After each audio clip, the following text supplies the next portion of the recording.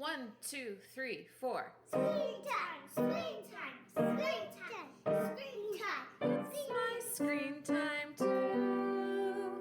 Screen time. Hello and welcome to It's My Screen Time Too, the podcast where two moms know that a trip with kids is definitely not a vacation. I'm Deborah, And I'm Katie. and I have a 9.5-year-old named Tony and twins named Libby and Nate who are 6.5. And they are so fun to go on vacation with, but it is not restful. Oh, hun. Well, I have a 4-year-old named Jay and an almost 1-year-old named Kenny. And I have to tell you, when your almost 1-year-old is still not sleeping through the night, that is also not restful. So I feel you. Yeah, that's a bummer. But you know what? On the whole, they're pretty adorable kids. And I'm sure you're on vacation. They've got to be doing some adorable stuff. Do you have any stories to share? Mine are super into fishing this year. We always spend a week at a resort with my family, and it's just your classic Minnesota beach, fishing boats, stand-up paddle boards. So my kids are all into fishing, and it is so cute to watch them put the worms on the hooks and try and get the fish off the hooks. And it's just really adorable. And I don't fish. I don't like to touch fish. I don't like to touch worms, but I'll watch my kids fish forever. It's so sweet. Oh, do they throw the fish back or do you keep them and eat them? These are like sunfish caught off the dock, so they're not big enough for eating. And plus, Jeremy and I we're not gonna clean a fish. I was wondering if that was the next step in like the kids' education. Like you learn to fish, you learn to put the worm on the fish, get the fish off the hook, then you learn to gut the fish and scale it and whatever people Yeah, do with fish. we're city slickers.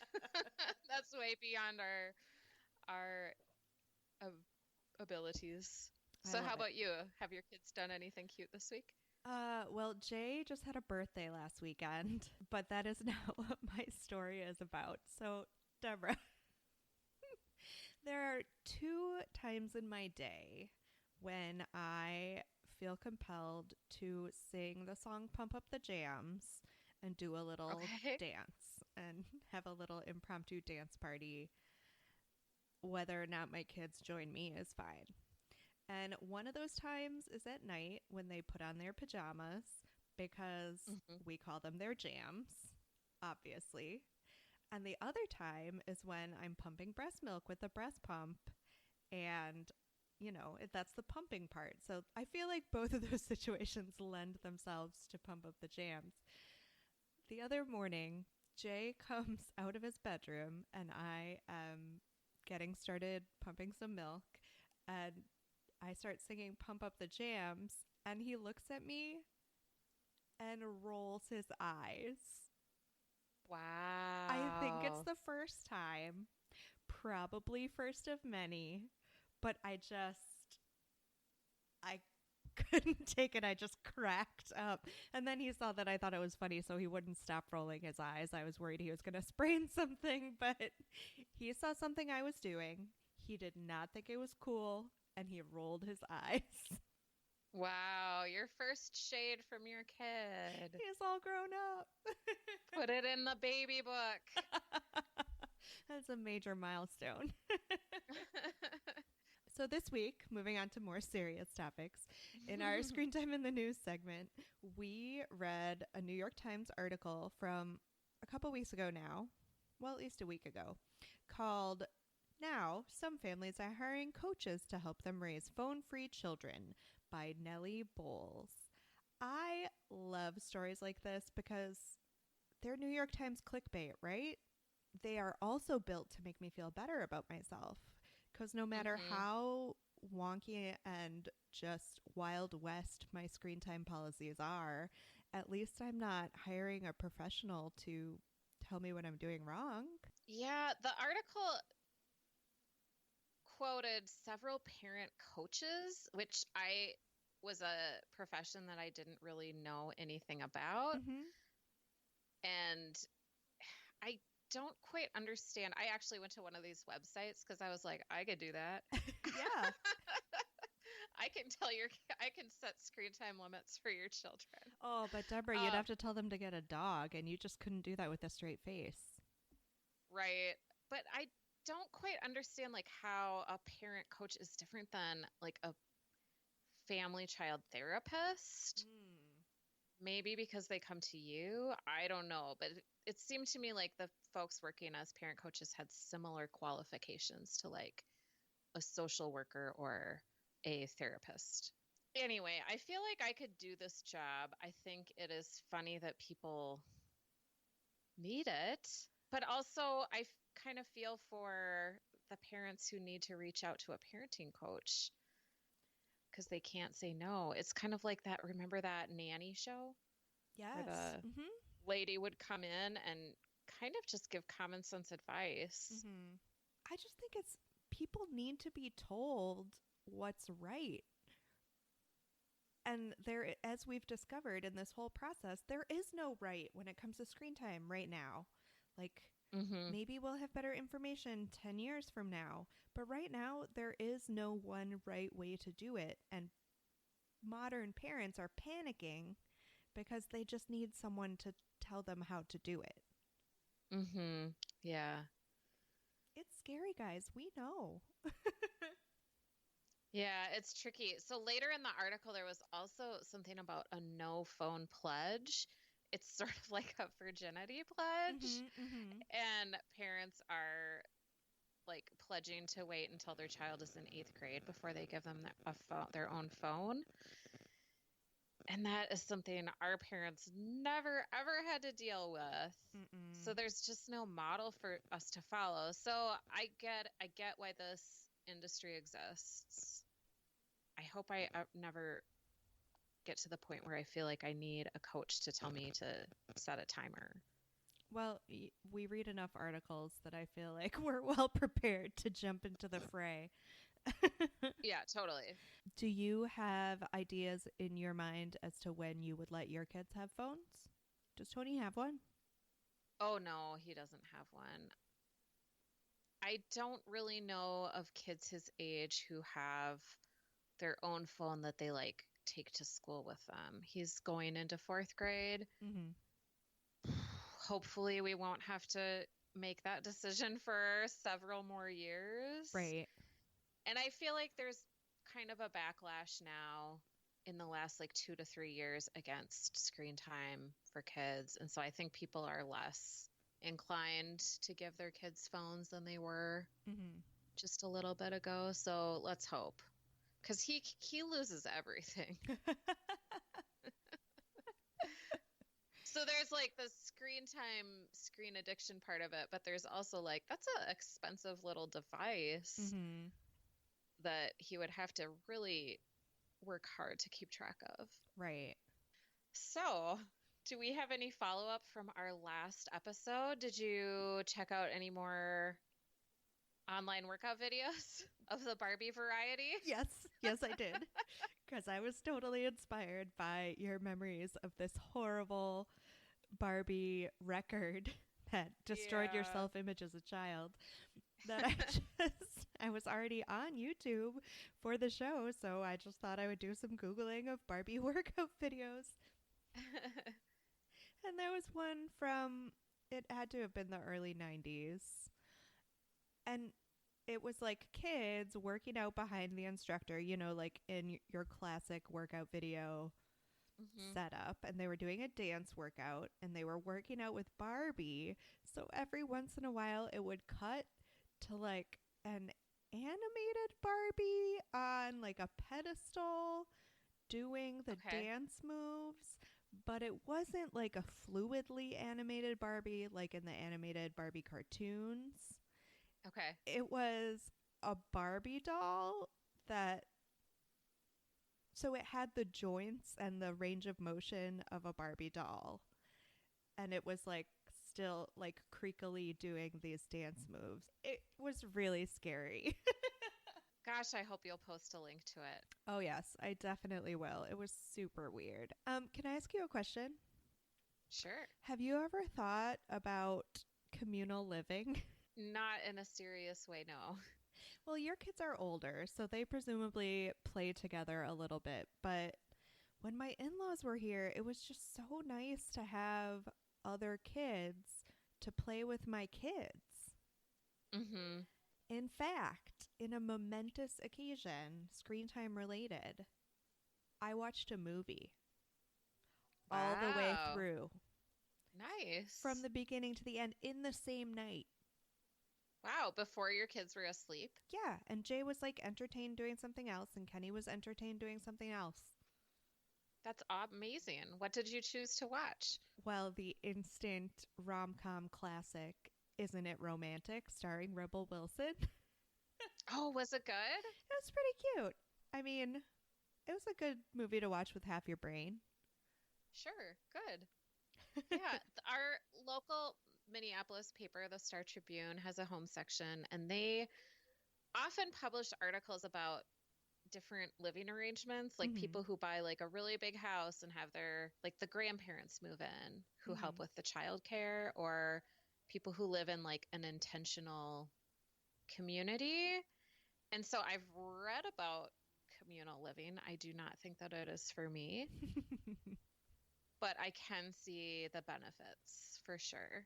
Like, we have friends who are going to be moving to Jacksonville within the year, and they obviously don't have a house yet. And part of me is like, could we just make it work? Could they just come live in our house and we can be like one big happy pile of families? Remember the show Big Love? Mm-hmm. Oh, I don't mean we And should sleep with one another's husbands. no, but I did like the idea of having like three houses in a row and the kids having access to all the backyards and Mm-hmm. all the. I don't want to be anybody's sister wife, but it would be nice if I had like a next door neighbor that would look out the window and make sure the kids were all right and I was watching the kids. Like we don't have that type of setup. That would be nice. Right. I feel like it's common to bemoan the lack of community in modern parenting, but let's just add our voices to the fray. It takes a village, people, and nobody has a village anymore. And it's sad. Right. So speaking of whole feature-length movies, one of our vacation activities was to take the whole crew to $5 Movie Tuesday at the local movie theater here, and we all saw Aladdin, the Mm. new Disney live action one, and it was amazing. Did you know that Guy Ritchie directed it? No, that seems like an interesting choice. Yeah, I only know him from Marrying Madonna and Lock, Stock, and Two Smoking Barrels. Yeah, that's So the only one of his I know. I was surprised to see his name flash across the screen, but it was great. And Will Smith was the genie, and it was a super fun, great for all ages movie. Wow. So did it deal with and correct some of the racist issues from the original? I don't know about that. Yeah. What about Will Smith as the genie? Did you find yourself thinking of Robin Williams? He did such a good job of in the character of the genie, and he just has so much charisma, and it was a totally different deal. I didn't miss Robin Williams. I think that he played a appropriate amount of homage to Robin Williams' creation. Mm-hmm. But it still Yeah. managed to be different. You didn't feel like it was just Will Smith doing a Robin Williams impression? No, I didn't feel that way at all. That's awesome. That gives me hope. I will probably see it when it's available to rent. But Yeah. movie theaters. Should we move on to our topic for the day, which is decidedly not a full-length feature film? Let's talk about YouTube for summer. And one of our loyal listeners pointed out that we should probably explain in every episode what we're doing. So here it is. Katie and I are taking the whole summer to find good content on YouTube because Mhm. there's so much content. We know some of it has to be good. Please And let some of it be good. we're wading through it and we're picking the best, and letting you know what to watch and what not to watch. And we're trying to find content for all ages of kids. So this week we watched Gecko's Garage, which is a YouTube channel that uploaded its first video just a year ago. And it falls under the umbrella of the Toddler Fun Learning family of videos, including Little Baby Bum. It has about 20,000 subscribers, and there are over 100 videos as of this week, starting on July 15th. In 2001, British parents Derek and Candace Holder couldn't find videos they were happy for their kids to watch. So instead of starting a podcast, they made their own videos, which is a very charming, we just stumbled into it story. Katie, you pointed out that the title of their company sounds like it was very specifically engineered by SEO robots. Doesn't and that it? Toddler Fun Learning. Mm-hmm. Yeah, for sure. So did somebody recommend it to you? Is that how you found it, Katie? Yeah, one of our listeners got in touch with me through Facebook and after the Blippi episode, and he was emphatically agreeing with our hatred of Blippi, and he recommended this as a good alternative. So thank you, listener Jeremy. Yes, we love listener recommendations. This is the way we start our YouTube reviews. We watched the first video ever uploaded, and this was bus videos for children. We watched the most recent video titled The Robots Are Stuck, and I watched one additional video, and Katie watched 2 additional videos.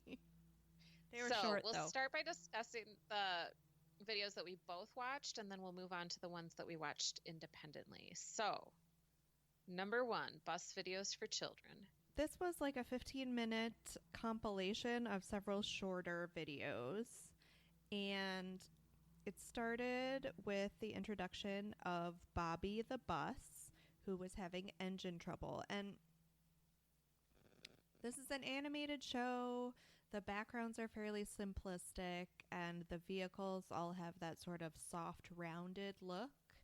And they are anthropomorphized, like they have eyes, and their front grill is their mouth, but they don't talk. So we're introduced to Bobby the bus, who has engine trouble, and he comes into Gecko's garage. Gecko is our main character. He's a green gecko. Again, the animation is really simplistic. He doesn't do a lot of moving around other than his mouth.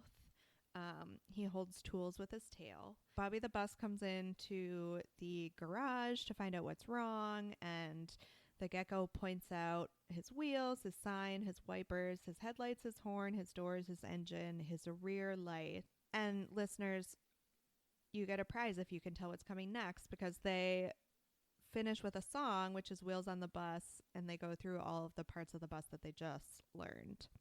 By the way, it turns out that the only problem with Bobby the bus was that he was out of gas, and I wonder what Gecko's mechanic bill was like.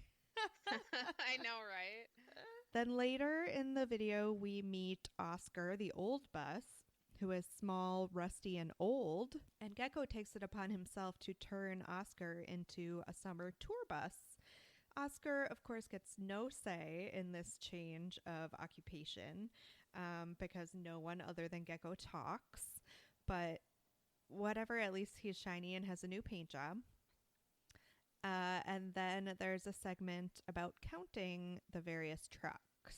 So these are, like I said, really short videos focused around Gecko and his garage and his little helper robots that he calls mechanicals. Deborah, what did you think of your first experience with Gecko's garage? Okay, very first impression. What is it with children's animated characters that look like Pepe the Frog? Oh, wow. I didn't even see it again. It was one of the characters in Let's Go Luna that I just couldn't see past it. I tried hard to see past this one. And also, I just could not help but think that they were trademark infringing on the Gecko gecko. Because he has that cute little British accent, right? But the people who make Gecko's Garage are actually British. That's true.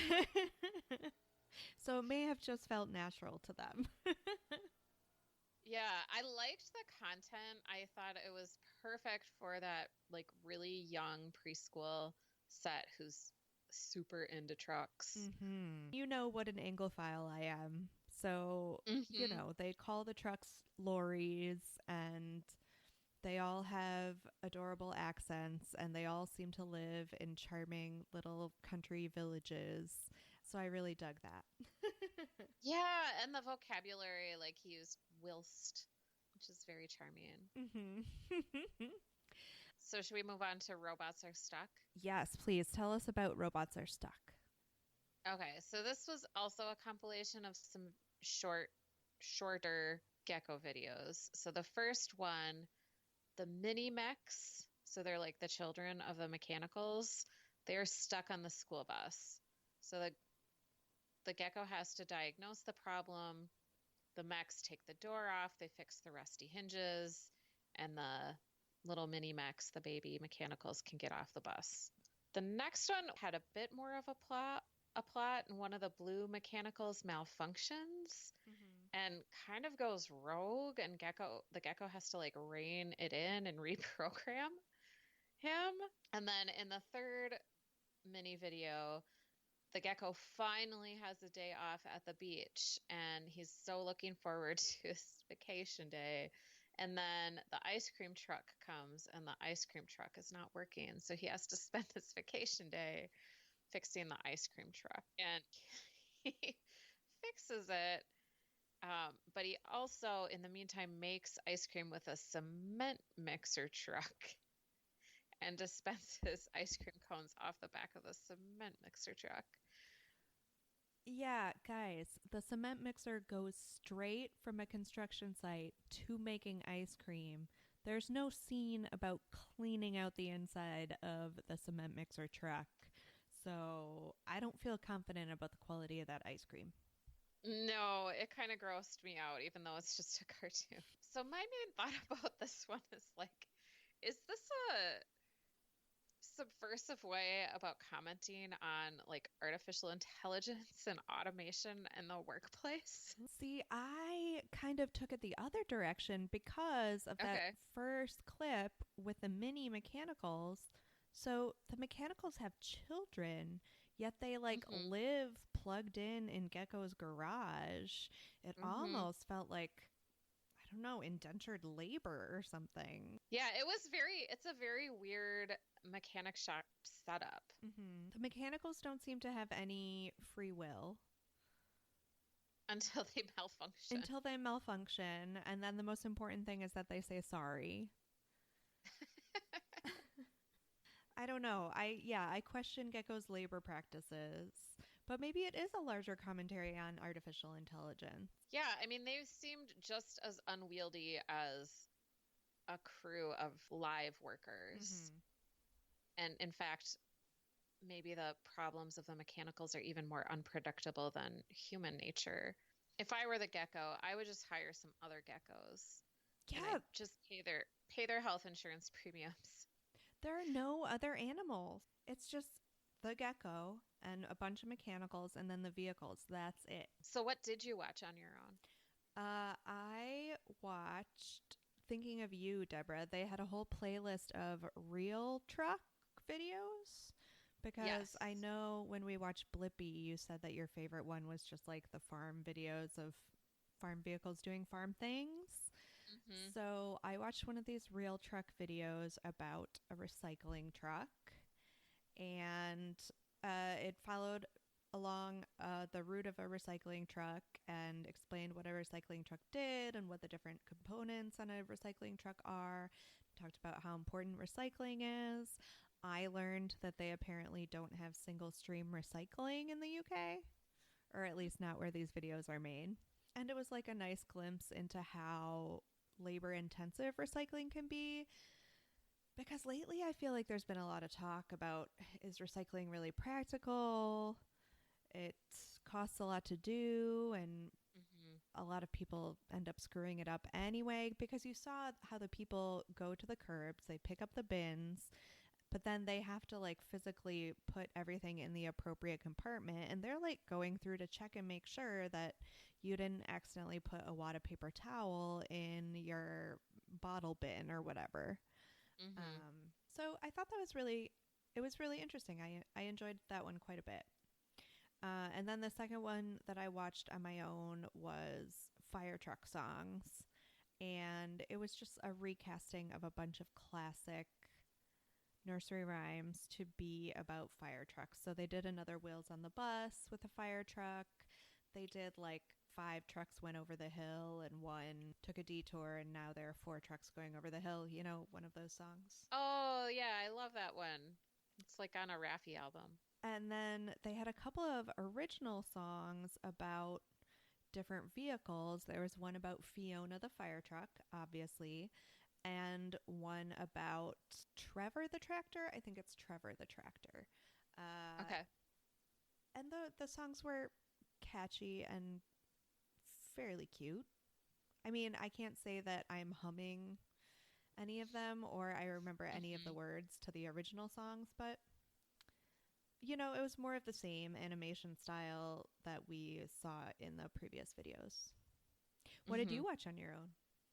I went straight to that season or stream of videos that had the real live trucks, and I picked one on a movable crane, like a crane you can bring to different construction sites. And it was very informative. The Gecko was narrating it, talked about all the different parts of the crane, how it worked, talked about what the operator did to move it around. It was great. I love those. Maybe I'm really into big trucks, I guess.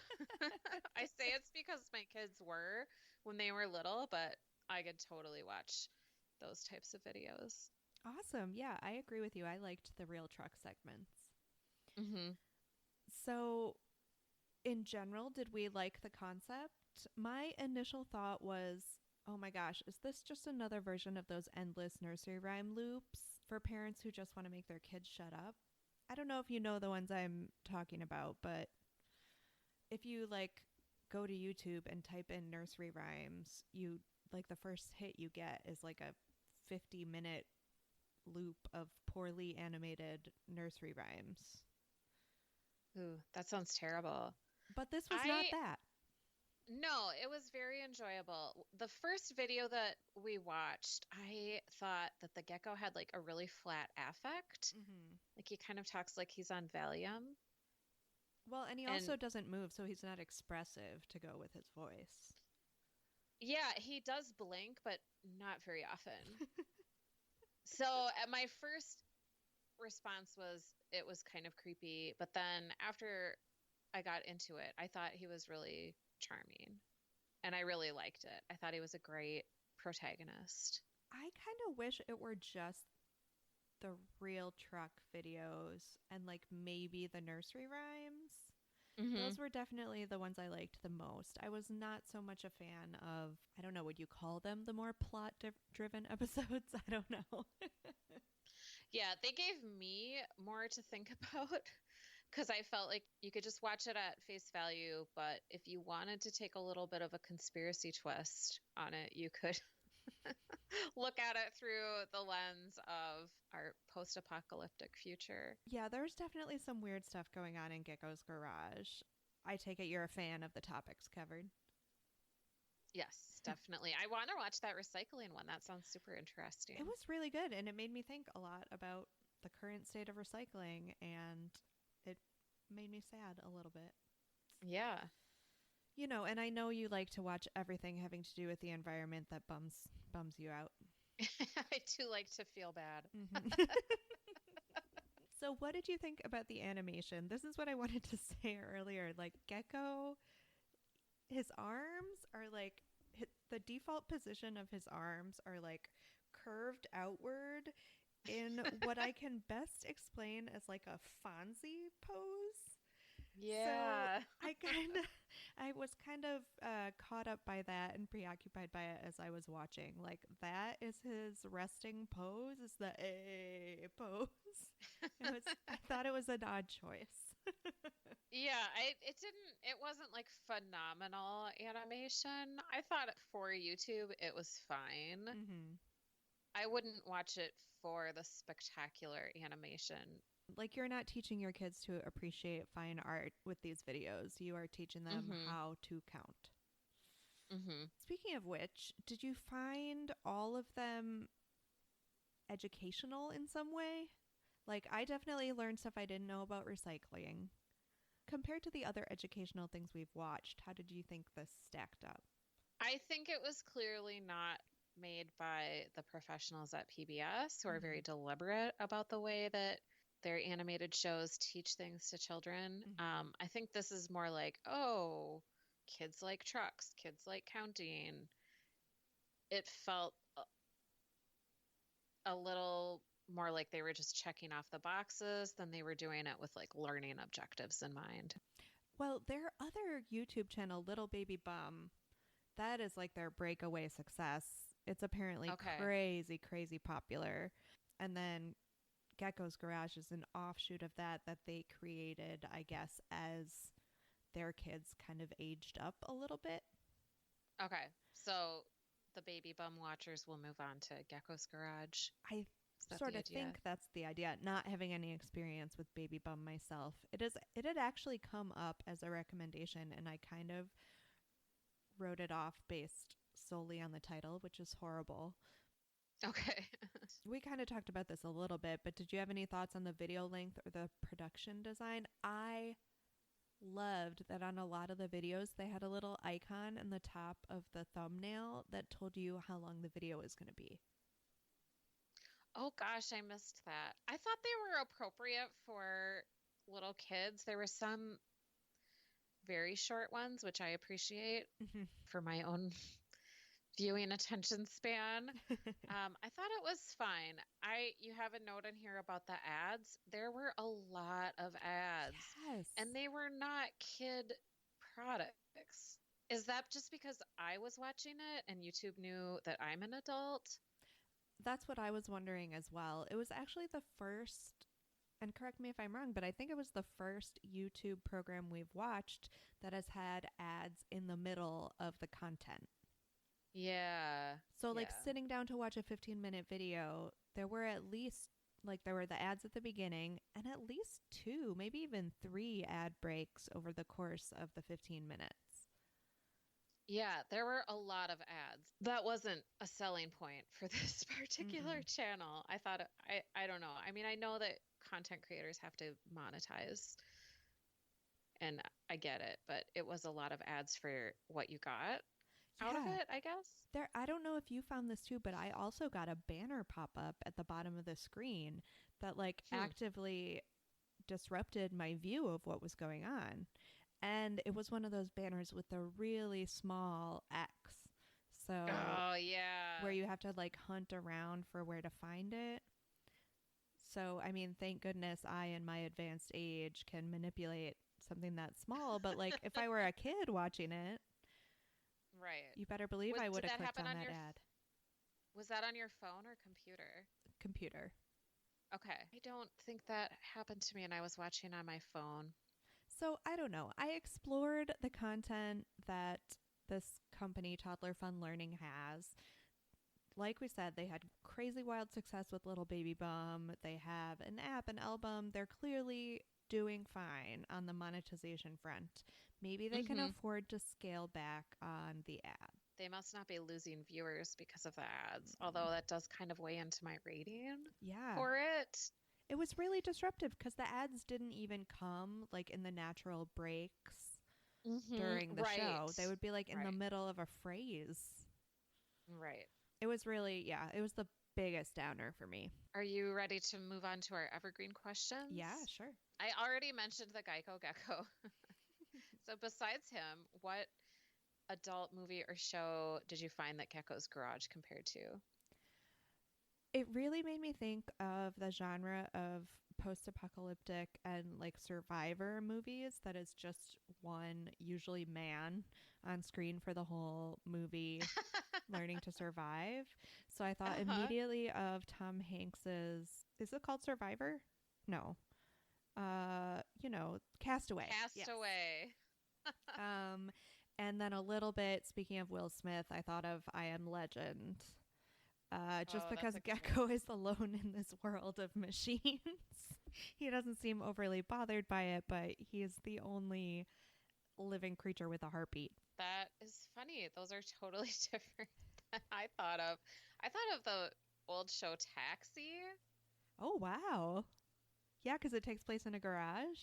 Yeah, just setting, I guess. And then, do you remember that hair salon show? It was like a Bravo show where Tabitha comes in and Yes. like diagnoses the problems and sets everybody straight. It reminded me of that a little bit because the gecko just has, I mean, that's what he does. He's just like fixing problems all day long.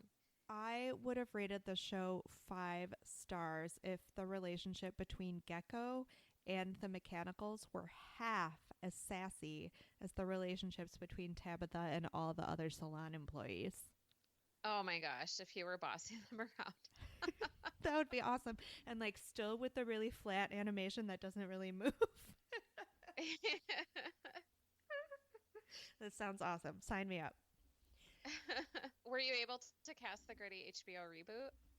Well, setting it in my head in this world where it's just one dude that lives with lots of machines and talks to them and assigns them personalities, I was searching for someone with kind of like a good rubber face.